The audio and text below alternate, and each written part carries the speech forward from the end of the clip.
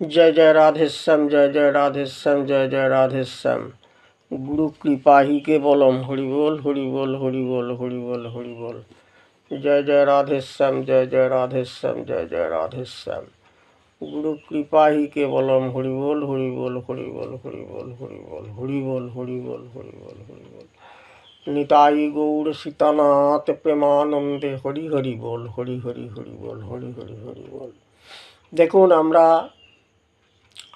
ভগবান রসিকেন্দ্র চূড়ামণি প্রাণ গোবিন্দের সেই পূর্বরাগ লীলাতেই রয়েছি।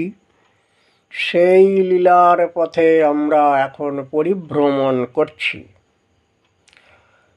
এতক্ষণ পর্যন্ত যে প্রাণ গোবিন্দ আমার নির্বাক নিরুত্তর অবস্থায় ছিলেন, কিন্তু বারংবার জিজ্ঞাসা করার পর তারপর ভগবান মুখ খুললেন এবং মুখ খুলে কি জানালেন যে এ ব্যাধিটা কতদিনের ব্যাধি।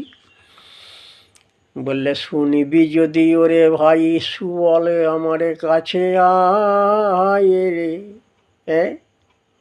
এ কথা যে আমারে ভজনের কথায়, আমারে জপের কথায়, আমারে মনের কথা, আন জনে শুনিলে আনে ভাবেবে।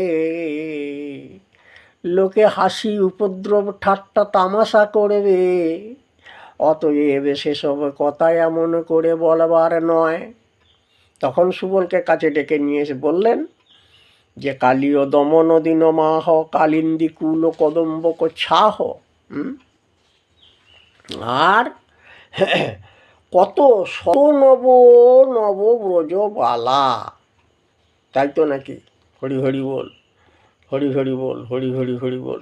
পেখনু জনু থির বিজরি কো মালা। বললে ঠিক বিদ্যুৎ, স্থির বিদ্যুতের মতো দাঁড়িয়েছিল সেই কদম্বের ছায়া তলে। বলল তো বিদ্যুতের মালার মতো দাঁড়িয়েছিল, তার মধ্যে দুটো চারটে মণিমুক্ত হীরা জহরত এসব কিছু থাকে না? বললে হ্যাঁ, তা তো ছিলই।